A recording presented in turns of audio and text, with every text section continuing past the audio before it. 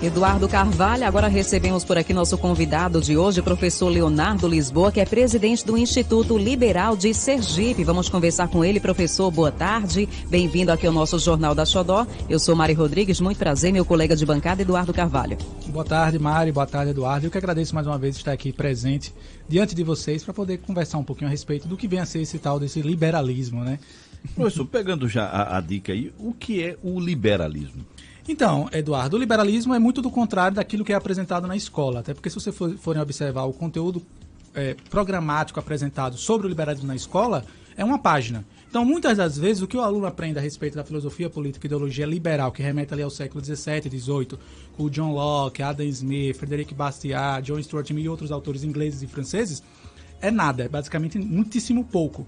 E, todavia, acabou se criando no Brasil um tal de neoliberalismo, um liberalismo que é totalmente avesso do que vem a ser as ideias de liberdade propagadas por esses autores há 300 anos atrás. Então, aí surgem essas iniciativas, tal como o Instituto Liberal e outros tantos movimentos de cunho político e ideológico, de fato, a trazer o que é o liberalismo. Mas, em brevíssimas palavras, o liberalismo tem notícia ali, pelo menos, o primeiro escrito sobre o assunto liberalismo, com John Locke, ali no século XVIII, um segundo tratado sobre o governo civil, onde ele falava, em brevíssimas palavras, né, o homem tem direito a 3 coisas simples, né?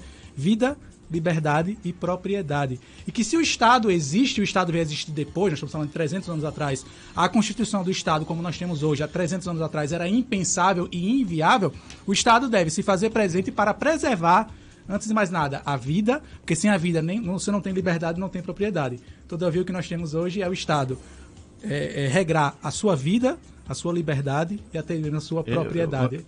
É o efeito contrário. O efeito contrário, né? O Brasil, podemos dizer, Paulo Guedes, por exemplo, é considerado como um economista liberal, né? O Brasil é um país de economia liberal?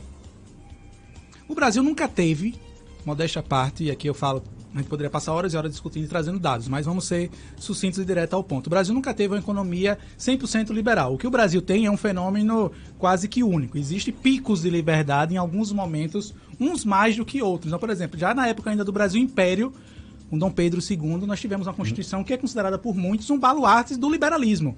Porque Dom Pedro se inspirou em ideais de liberdade há 200 anos atrás para colocar em prática no Brasil. 1824? Exatamente. Mas não funcionou porque logo depois, 60 anos depois, veio o golpe da República e se refez uma nova Constituição. E de lá para cá o Brasil tem meio que esse hábito, né, de se fazer novas constituições após esses momentos de ruptura institucional. Então o que o Brasil vive é um ambiente, digamos assim, liberdade em certos pontos e não liberdade em outros. É um balaio de gato, acho que típico e característico apenas do nosso país, do Brasil. Professor, é uma tendência mundial hoje, eu confesso que eu não percebo no mundo quem tenha sustentado, né, ideologicamente, sim, mas economicamente, na minha visão, não.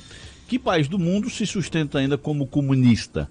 Porque ideologicamente você consegue, mas na prática, por exemplo, a China, né? A China é comunista, sim, mas na economia ela não é capitalista ou de linha liberal? Qual é a avaliação do senhor? Então, sobre a China também é uma situação complicadíssima, porque a China, o país, é uma ditadura, ponto. Uhum. O que você tem na China são áreas de zonas de livre comércio. São lugares dentro da China onde impera-se um regulamento tributário, financeiro, trabalhista próximo ao liberalismo. Mas a China em si é uma ditadura. Tanto é verdade que nem todo mundo tem liberdade para ir e vir à China quando bem entenderem. Então a China é um fato, é um ponto fora da curva, porque ela mantém algumas práticas ainda lá do regime comunista, tal como, por exemplo, Partido Único, censura a mídia, jornalistas na China quase não têm liberdade para falar mal do governo do Xi Jinping. Todavia, em certas zonas, nessa chamada zona de livre comércio, impera um ambiente de liberdade e prosperidade econômica. Então a China ela conseguiu fazer essa simbiose entre comunismo e a liberdade econômica. Porque no fundo, muitas pessoas falam, professor, mas onde é que o liberalismo deu certo? Bom, vamos trazer aqui os dados. A ONU. Como é que a ONU avalia o sucesso de um país? Pelo Índice de Desenvolvimento Humano. Quando você vai observar, Eduardo, Mari e todos que nos ouvem, os países, coincidentemente ou não, que são mais prósperos, segundo a própria ONU, pelo Índice de Desenvolvimento Humano, são os mesmos países, Eduardo, que têm práticas liberais na política, na economia e nas leis trabalhistas, por exemplo. Então, assim, você junta uma coisa com a outra, você chega... É óbvio e ululante que os países... E se nós fizéssemos uma pergunta liberal, invertida, né? Esse perfeito. Mesmo aluno que ele perguntou, né? Onde foi que o comunismo deu certo? Eu acredito que em lugar nenhum. O comunismo já começou errado desde a sua origem, desde a sua nascência, né? Quando você vai estudar, por exemplo, o Manifesto do Partido Comunista, que é o panfleto inicial desse socialismo científico, porque muitas pessoas ignoram, Eduardo, o comunismo já existia antes de Karl Marx, antes do Manifesto do Partido Comunista. Eram os chamados socialistas utópicos. Por que eles eram utópicos? Porque eles se basearam num livro de um autor de um autor católico, né? Inclusive é santo, o patrono dos políticos, o santo Thomas More, que escreveu um livro chamado Utopia. E aí veio justamente o socialismo utópico, que é o quê? De não lugar. Utopia, topos, lugar, não lugar. E veio Marx e outros socialistas científicos depois desse escrito do Thomas More chamado Utopia, um livro assim recomendado para todo mundo que quer entender um pouco de política, tanto é que o Thomas More é o patrono dos políticos, mas outra coisa também que é válido pontuar, Eduardo, inclusive já vi comunista falar isso, mas o comunismo começou na igreja, pera lá, Thomas More é canonizado não pelo seu escrito político, pelo contrário, a própria Igreja Católica condena veementemente o comunismo, o socialismo e o próprio liberalismo através de documentos papais. O Thomas More foi canonizado pela sua defesa em nome da fé e do matrimônio, e não pelo seu escrito político. Que eu já vi comunista falar, mas o Thomas More era católico e defendeu o comunismo. Pera lá, vamos estudar um pouco de fato o que foi que isso sucedeu. Então, voltando ainda ao manifesto, Eduardo, no próprio manifesto, capítulo 2, no finalzinho, o Marx e o Engels apresentam 10 passos que devem ser seguidos por uma sociedade comunista. Isso está lá na letra do livro, Eduardo. Ele deixa claro que essas medidas provavelmente se comprovarão não eficazes. Ele mesmo deixa claro, todavia elas devem ser seguidas. Então ele mesmo assume que aquelas 10 medidas que ele coloca... passa um remédio e diz, olha, além de efeito colateral, você pode morrer, né? Perfeito, exatamente isso. E foi justamente o que aconteceu nas nações que seguiram adiante com essas ideias. E por que no Brasil, né, a gente tem muita... Até no meio da universidade, é isso que eu fico meio um pouco perplexo, é que passa-se uma ideia de uma divinização de Marx, né, em detrimento de um mundo capitalista que está dando certo no mundo todo. Quer dizer, quando alguém diz assim, eu sou marxista, o que eles querem dizer eu sou marxista? Porque às vezes ideologicamente, às vezes é ideologicamente no coração, mas no bolso é capitalista. Perfeito, Eduardo, perfeito. Você falou o óbvio e que qualquer pessoa pode observar ao conversar com um comunista. Eles não abrem mão da sua propriedade privada, eles não abrem mão das suas benesses materiais, eles são comunistas apenas, como bem você falou, de boca para fora. Mas isso está conectado com a própria história do comunismo, Eduardo. Quando você vai observar, quem foram as primeiras pessoas a proporem a ideia do comunismo? Eram justamente burgueses, que financiaram os estudos de Karl Marx e Engels. Antes de mais nada, é válido... Engels era o alemão? O amigo de Marx, né? O parceiro intelectual de Marx. Ele não era alemão, ele era inglês, né? Marx é que nasceu no que hoje nós conhecemos como Alemanha, mas ele foi expulso de vários países por conta das suas atividades jornalísticas revolucionárias e ele acabou indo parar na Inglaterra e em outros tantos países ali da Europa. Mas o fato é, Engels era filho de um dono de empresas na época e Engels ajudou financeiramente, não tão somente com recursos financeiros para sustentar Marx, porque Marx era o que nós conhecemos hoje como um bom vivant. Ele é um indivíduo que, apesar de lutar e defender a luta proletariada da base, dos funcionários de chão de fábrica, Marx nunca trabalhou no chão de fábrica. Então ele é um bolo, né? É mais ou menos isso, é nesse sentido, né? E aí quando você vai observar... É uma coincidência. Não, pior ainda, Eduardo. Existem fatos da vida do Karl Marx que quando você vai estudar, você se assusta. Por exemplo, só um aqui, inclusive eu fiz um curso somente sobre isso, trazendo esses, não vou dizer esses podres não, mas jogando à luz os fatos da vida privada do Karl Marx, que muitos ignoram. Eu não quero aqui com isso dizer que Karl Marx não é importante. É, para mim, mesmo sendo o contrário, um dos autores que todo mundo deve ler. Até para criticar, você tem que ler. Um fato só. Marx, apesar de criticar a família burguesa, porque ele entendia que a família burguesa era uma barreira para o ideal revolucionário. Por quê? Porque se você tem uma estrutura familiar bem condensada e bem unida, você não compra essas ideias revolucionárias. Ponto. Só que o Marx tinha uma empregada, isso está documentado na sua própria biografia, e ele teve um caso sexual com essa empregada, chegou inclusive a engravidá-la. Sabe quem foi que assumiu o filho de Marx? Engels.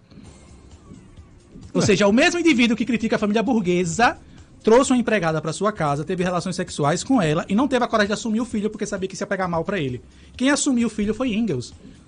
Alguns anos depois, Engels, no leito de morte, confessou isso através de um documento, através de carta. Falou, eu sou o pai desse menino, mas o pai original era Karl Marx. Eu assumi essa culpa para que Marx continuasse a se desenvolver nos seus escritos políticos, na sua atividade política. Esse é só um dos fatos obscuros sobre a história do Karl Marx. Existem outros tantos que pouquíssimas pessoas conhecem. Né? É uma fantasia.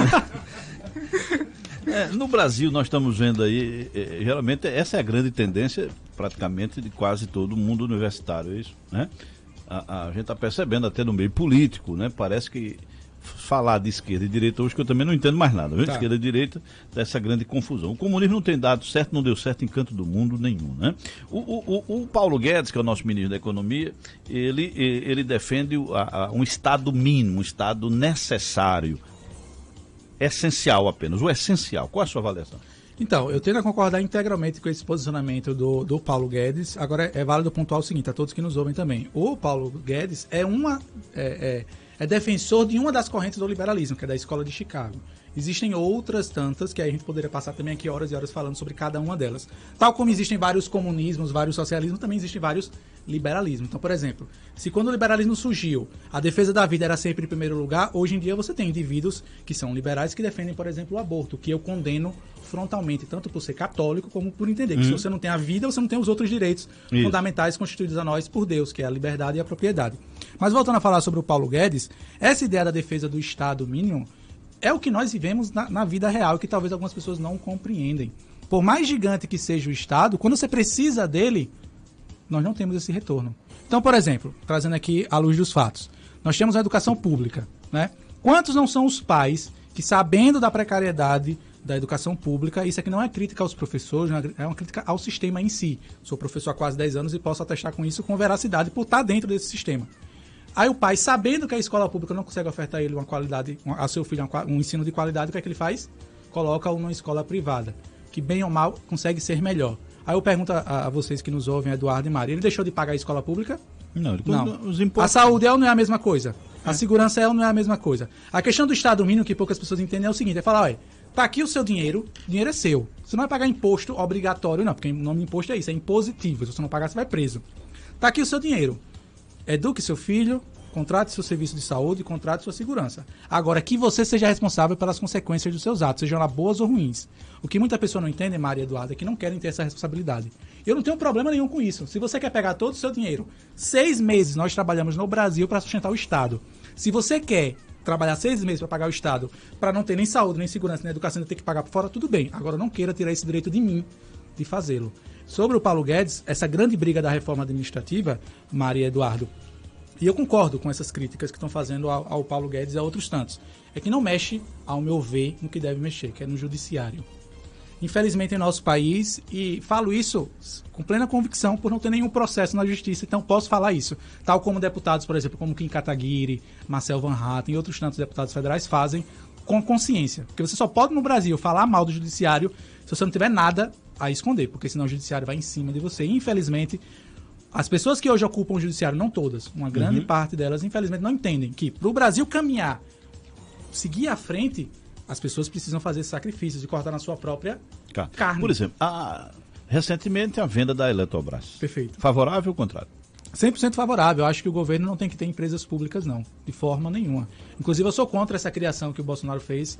E aqui, antes que alguém que esteja nos ouvindo, que vá nos ouvir, mas o professor é contra Bolsonaro. Pelo contrário, se vocês forem observar nas redes sociais há 2 anos atrás, acho que pouquíssimas pessoas em Aracaju podem se orgulhar, hoje em dia talvez nem tanto, de ter defendido o Bolsonaro veementemente e ter sofrido com as consequências por fazê-lo. Mas diferente dos xiitas, que hoje em dia os bolsonaristas, alguns, tá? Com todo perdão aqueles que nos ouvem, se aproximam tanto dos lulistas, infelizmente. Estão cegos, estão cegos pela figura messiânica. Eu acho que me confundiram pela barba, né? Não, parece que quem usa a barba... Mais uma vez... Eu acho que ela também sou petista. A barba é um disfarce. A barba é um disfarce para poder transitar entre os meios. Mas eu sou 100% a favor de todo e qualquer essa tese que com a venda da Eletrobras, né, a questão assistencialista, ou seja, você também levar a energia a lugares remotos do país, como seus 5.570 municípios, me parece, né? Como é que fica esse processo? Porque compensa? A gente corre algum risco, né, nessa questão da... Olha, então, Eduardo, eu vou pedir só um minutinho para vocês. A aula está excelente. Eu estou aqui aprendendo, assistindo mesmo a aula. O pessoal que está acompanhando o Jornal da Xodó, tenho certeza que também está aprendendo bastante com essa aula que vocês estão dando aqui, o professor e também o Eduardo Carvalho. Vamos ao intervalo comercial, só um minutinho. Daqui a pouquinho a gente volta, continua por aqui com essa aula, com informação e volto trazendo também o nome do sortudo ou sortuda que vai levar 1,5 litro de açaí da Esquibom Sorvete. Já pode intervalo comercial. 35, seguindo por aqui com o Jornal da Xodó, estamos com conversando com o professor Leonardo Lisboa, que é presidente do Instituto Liberal de Sergipe, e a gente continua por aqui com a nossa entrevista. Eduardo fez uma pergunta do intervalo comercial. Pode repetir, por favor, Eduardo? Professor, veja, a gente está vivendo um período politizado no Brasil e polarizado, né? A gente, da imprensa, a gente ouve muita coisa, tem que filtrar, porque qualquer que seja o lado, hoje você é esquartejado, né? Mas a gente percebe uma contradição muito grande. Estamos cheios de capitalistas, despistados de comunistas e socialistas. Na prática, praticam o capitalismo e ensinam o comunismo. Por exemplo, como é que essas pessoas pagam as pessoas da sua própria casa? Que nas ruas fazem greve por salário, mas quando uma pessoa da classe média tem um funcionário na sua casa, ela é comunista ou ela é capitalista?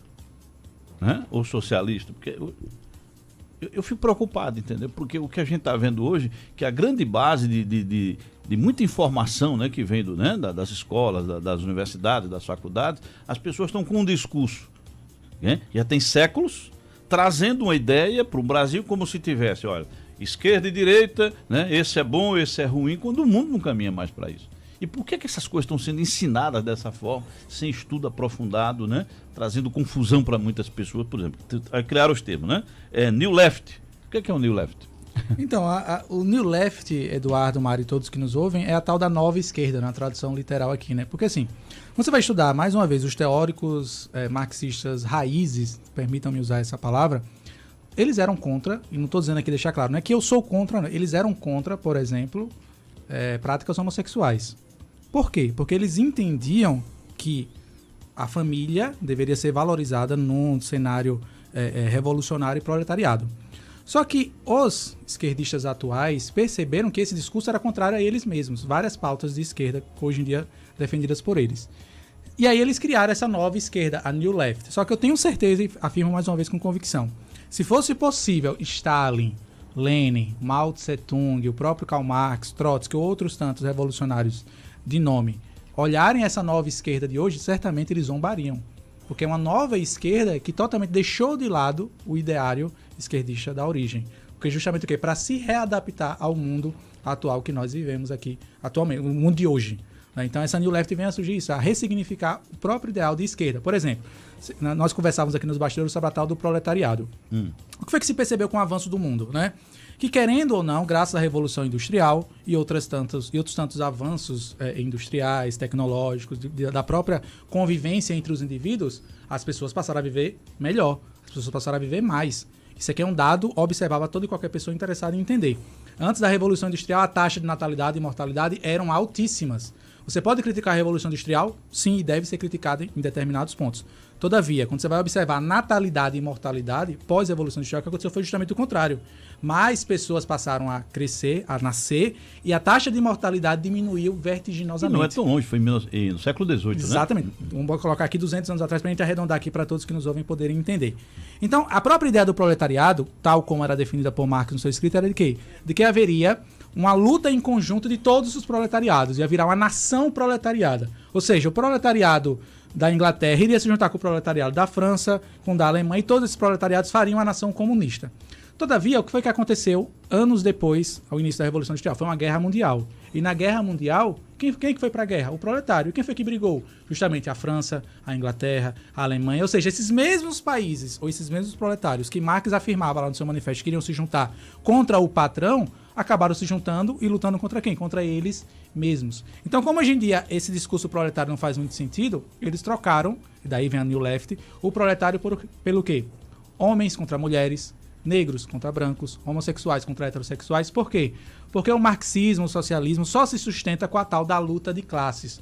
Como hoje em dia não faz muito sentido o proletário brigar com o patrão, porque hoje em dia você tem condições de, sendo um funcionário, crescer na empresa e fazer sua própria empresa e arregimentar recursos financeiros para você mesmo se tornar um patrão. E até ser autônomo, né? Exatamente, ou até mesmo um burguês no futuro. Essa ideia do proletário foi caindo em desuso e hoje em dia eles sempre instigando essa luta de classes. Homens, mulheres, pretos contra negros, mulheres contra homens, homossexuais contra heterossexuais. Porque a gênese do pensamento marxista só funciona na tal da teoria de classes, da luta de classes. Enquanto tiver pessoas brigando uma com a outra.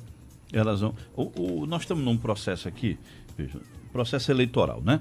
Nós viemos do Plano Real, né? Fernando Henrique Cardoso era o homem do cofre, depois tornou-se o presidente da República, né? Mas ficou como quem fosse o responsável pelo Plano Real. Bom, a existência do Plano Real trouxe uma sustentabilidade econômica, né, que favoreceu os governos futuros, né? Inclusive Lula, quando assumiu exatamente porque já tinha uma estrutura, um plano real sólido, né? Uma economia já estável, caso contrário o resultado seria totalmente diferente, né? Então, chegamos agora em Bolsonaro, o que é que a gente está percebendo, né? Está se passando uma ideia do seguinte, né? De que um lado aqui era o divino, o lado de cá era o demoníaco. Sem aquela economia estabilizada lá com o Plano Real, teríamos alguma chance de chegarmos onde nós chegamos hoje? De forma alguma. Inclusive isso é assumido pela própria esquerda. Mesmo que, quando vocês forem observar as atas de votação na época do Plano Real, o PT votou em bloco contra o Plano Real. Todavia, em nenhum momento o PT se absteve de colher os louros da implantação do Plano Real. Então, quer dizer, o mesmo PT que na época da votação do Plano Real foi contra, isso está registrado publicamente. O PT votou contra o Plano Real e contra tantas outras medidas do FHC, que naquela época o tornou impopular. Mas eu acredito, Eduardo, essa é a minha opinião pessoal, que um político ele tem que tomar medidas impopulares certa vez. Isso se ele quiser o bem da nação a longo prazo. Agora, se ele quiser apenas o bem para si mesmo, para as pessoas que estão ao seu redor, ele somente vai tomar atitudes a o favorecer. Mas é inegável que com a implantação do real, justamente como você bem falou, criou-se essa base. Por exemplo, pouquíssimas pessoas lembram disso. Eu nasci em 89, mas eu estudei um pouco sobre isso e me atentei a respeito disso. Qual foi o grande mérito de Lula com o Bolsa Família? Foi ter reunido todos os programas assistenciais criados por Fernando Henrique Cardoso. Ponto. Os programas assistenciais que existiam, Vale Gás, Vale não sei o quê, Vale Transporte, não sei o quê, Lula foi lá e batizou esses programas, juntou todos eles no que nós conhecemos hoje como Bolsa Família. E me parece que nasceram exatamente era do Asif, o nome daquele ex-presidenciável. A FIF. Era a FIF, né? E assim foi historicamente que eles explicam. Era o AFIF, a ideia era do AFIF, que depois foi incorporada pelo Fernando Henrique, mas na verdade foi a ideia da esposa dele, né? Né? A esposa do Fernando Henrique, Dona Ruth Cardoso. Foi daí que nasceu o Bolsa Família, Bolsa né? Família. Que rebatizaram, né? Com outros nomes, né? Então veio de lá para cá, né? Perfeito. E outra coisa que é válido pontuar, Eduardo, que pouquíssimas pessoas atentam a isso, o liberal, ao contrário do que muitas pessoas falam, nós não somos, eu falo nós, os liberais, né? Nós não somos contra os programas de assistência social. Pelo contrário. Quando você vai analisar a escrita política de 200 anos atrás, os liberais foram os primeiros a defender esse compartilhamento do imposto entre as pessoas menos favorecidas.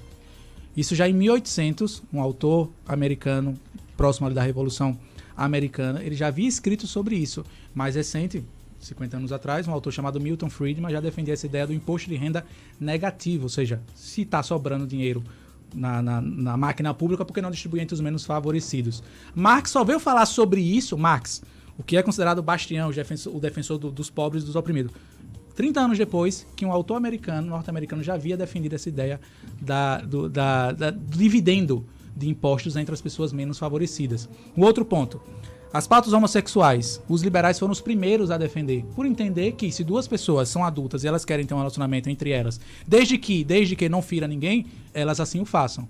Aí o que a New Left fez? Pegou essa pauta para si, né? Então assim, muitas das pautas que hoje a New Left defende eram pautas originalmente. Ou seja, eles precisam de divergências sociais para se manterem, isso? Sem sombra de dúvidas.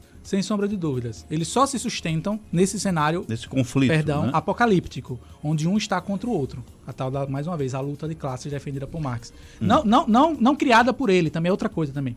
Quando você vai estudar a vida de Marx é fantástica de ser estudada, né? Ele nasceu numa família rica, né, filho de um advogado, que queria que ele seguisse... Da família do Boulos, né? Ele queria que ele seguisse a advocacia porque era um curso que à época dava um certo retorno financeiro. Ele entra na faculdade de Direito, mas acaba não se destacando, não gostando muito de estudar a advocacia e começa a se interessar mais pela filosofia. O próprio Marx várias vezes sofreu repreenda, quando eu digo Marx, a pessoa Marx, né, antes de ser o revolucionário, repreenda da universidade por conta das suas atitudes violentas e de bebedeira dentro do campus universitário, até que o pai dele chama ele e fala, vamos tirar você daqui, vamos colocar você na universidade mais centrada. O pai dele tira ele e coloca ele lá, ou seja, Marx era um indivíduo que não precisou, em certa medida, trabalhar pelo seu próprio sustento, ele era sustentado pelo pai, que era um advogado de sucesso. Quando o Marx termina, finalmente, depois de muitos anos, consegue concluir o seu curso de Direito, ele ainda continua se interessando pela filosofia e pelo jornalismo. E aí ele começa a se desenvolver nos seus escritos político-ideológicos. Mas o ponto é, nessa viagem do Marx saindo ali da Alemanha, do que hoje é a Alemanha, para a Inglaterra, ele teve acesso, ele estudou, isso está documentado na sua própria biografia, os clássicos do liberalismo, que eram quem na época? Adam Smith e o próprio David Ricardo. O Adam Smith é o pai do liberalismo. Só que pouquíssimas pessoas atentam a isso. E aqui agradeço mais uma vez de poder falar sobre isso. Adam Smith é o pai do liberalismo. Ele lançou um livro chamado A Riqueza das Nações, ou Como as Nações Prosperam Mais do que as Outras. Esse é considerado, Eduardo e Mari, o magnum opus da ciência econômica moderna. Traduzindo, é o primeiro livro que fala, aqui a economia começou com esse livro, e esse indivíduo é o pai do liberalismo. Só que ele viveu na época do mercantilismo, não existia ainda a Revolução Industrial e tudo mais. Marx assume isso nos seus escritos, que leu Adam Smith, que leu David Ricardo, mas ele mesmo não tinha conhecimento, digamos assim, desenvolto na língua inglesa. Marx não sabia ler inglês. E ele assume isso publicamente, e algumas pessoas o condenam, talvez a sua interpretação sobre o Adam Smith, sobre David Ricardo, talvez tenha um ruído aí pela falta do seu entendimento na língua inglesa. Um outro ponto, quando as pessoas falam que o liberalismo não se preocupa com as pessoas, também é mentira.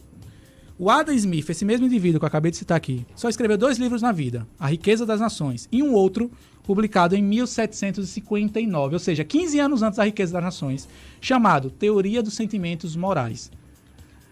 Eduardo, é um livro, assim, fantástico. É um indivíduo, na metade do século XVIII, falando sobre moralidade, sobre sentimento, sobre se preocupar com as outras pessoas. Apenas 15 anos depois, Eduardo, é que ele vai escrever um livro sobre economia. Então, quem fala que o liberalismo não se preocupa com sentimento, com moralidade, com a vida, desconhece a história do próprio liberalismo. Professor, por que é que de Getúlio Vargas, né, nasce a CLT, Confederação das Leis Trabalhistas, férias, tudo nasce da mente de um, né? Que foi com Getúlio. E, né, foi um ditador, mas para nós, né, que somos empregados, né, vamos botar o proletariado, né, as leis trabalhistas surgem de lá para cá. Né? Não fica esquisito historicamente, quer dizer, Getúlio, né, foi que consolidou as leis trabalhistas no Brasil. Né? Então, tá lá, com a cabeça de um né, não deixou de ser um ditador, né, da extrema direita. Mas as leis trabalhistas foram estabelecidas por ele. Por que essas coisas não são tão repassadas? Eduardo, pior do que defender as leis trabalhistas propagadas e defendidas e colocadas em prática pelo Getúlio Vargas, é necessário olharmos em quem foi que ele se inspirou. A CLT do Brasil, constituída lá por Getúlio Vargas há 50, 60 anos atrás, ela tem como base um documento chamado Carta del Lavoro, que foi escrita por Benito Mussolini, um ditador fascista italiano. Quando você pega a Carta del Lavoro e essas leis trabalhistas, Getúlio Vargas foi o que ele fez, desculpa aqui o perdão da simplicidade, deu um Ctrl-C e Ctrl-V e trouxe aqui para o Brasil. Então hoje em dia o que é que você vê? Veja que curioso. Quem são as pessoas que mais criticam o fascismo com razão? Né? A esquerda? Com razão. O fascismo deve ser jogado na lata do lixo, tal como o comunismo, tal como o nazismo, na minha opinião. Esses mesmos indivíduos que criticam veementemente Benito Mussolini, o fascismo, são as mesmas que vão à rua para defender leis trabalhistas que saíram da cabeça de Getúlio Vargas, que por hora saíram da cabeça de um fascista. Então, assim, não sei se vocês conseguem perceber aí a incongruência do pensamento de algumas pessoas, e com todo respeito aos movimentos sindicais, mas, assim, é só você estudar a história. As leis trabalhistas de hoje no Brasil, elas remetem a um ditador, seja Getúlio Vargas, seja o próprio Benito Mussolini. Professor, ficaríamos aqui a tarde toda, né, Mari? Muito obrigado por sua participação, por sua presença. Daniel, trazer outras vezes, Daniel. Deixa eu só falar rapidamente sobre a questão das empresas. O senhor comentou no intervalo sobre a questão da Eletrobras, que está sendo privatizada, que foi privatizada e tal. Muitas pessoas questionam, mas a privatização dá certo? Bastamos olhar os exemplos, os resultados de 20 anos atrás, sei lá, 1994. Minha mãe trabalhava de doméstica e vez ou outra eu ia acompanhar ela. Quando não ia eu, ia meu irmão, porque ela não podia levar os dois. E eu lembro claramente dessa patroa que mora ali próximo ao Shopping Jardins, de ter um telefone. E uma vez a gente conversando sobre isso e tal, ela falou, Dona Augusta, o nome dela, se estiver me ouvindo, um abraço, ela falou, isso aqui custou uma fortuna. E 20 anos atrás, uma linha de telefone física Caríssima, era caríssima. Por quê? Alguém já se perguntou sobre isso? Porque era estatal. Era estatal. Passou-se há alguns anos, hoje em dia, qualquer pessoa, hoje em dia, no seu bolso, tem 1, 2, 3 celulares. E algumas pessoas falam, mas o serviço de hoje em dia é precário. É precário por quê? Por causa do próprio Estado. Porque tem uma tal de Anatel. Ou seja, o Estado abriu o mercado, pero não mucho. Perdão aqui do espanhol. Abriu, mas não abriu. Abriu o mercado da telefonia, abriu. Mas hoje em dia só temos o quê? 4 empresas. Claro, Vivo, Oi e TIM. E alguém se questiona, por que essas empresas não prestam serviço de qualidade? Porque a própria Anatel não abre o mercado para que outras empresas telefônicas ao redor do mundo faça, né? Então só ficam essas 4 empresas, entre elas, brigando. É só vocês observarem, plano de internet. Existe um plano, existe uma lei da Anatel dizendo que a empresa de internet não precisa oferecer o pacote todo contratado. Acho que todo mundo aqui sofre disso. Você paga por 20 mega, tá lá no contrato. Eu só tenho a obrigação de ofertar a você 60. Aí você se pergunta, por quê? Porque a própria Anatel faz isso. Então, assim, é livre, mas não é livre. Eu fui da época daquele telefone pesado, viu? Lembra, Gu, né? O Nokia, né? Não, na minha época era... Não, minha época era o telefone mesmo, fixo. Né? Aquele que você dava a volta, né? E a gente botava a maior banca do mundo na casa da minha avó, atendendo aquilo, né? É aquele que você dá a volta assim e ele volta novamente girando, mas ter um né? telefone daquele era difícil na época, né? Era. Bom quando tava caindo a ligação sempre, né? Pra ficar tentando, porque daqui que fosse e voltasse, caiu a ligação, acabou. Então, assim, essas pessoas que criticam a privatização, basta observar o mundo ao seu redor e você vai perceber que talvez, pelo menos na grandíssima parte das vezes, os serviços privados tendem a ser melhores. E se não o são, é porque o próprio Estado tem um interesse em defender aquele nicho de mercado. Tenho certeza disso. Quando você vai observar as empresas privadas que não ofertam um produto de qualidade ao cidadão, muitas delas têm ligações com quem? Com políticos. Então elas fazem o poder público, né? Faz vista grossa com esse serviço prestado a nós cidadãos. Professor Leonardo, mais uma vez, muito obrigada pela aula e volte mais vezes para conversar com a gente aqui. Eu que agradeço e me coloco sempre à disposição de vocês. Para mim é sempre um prazer.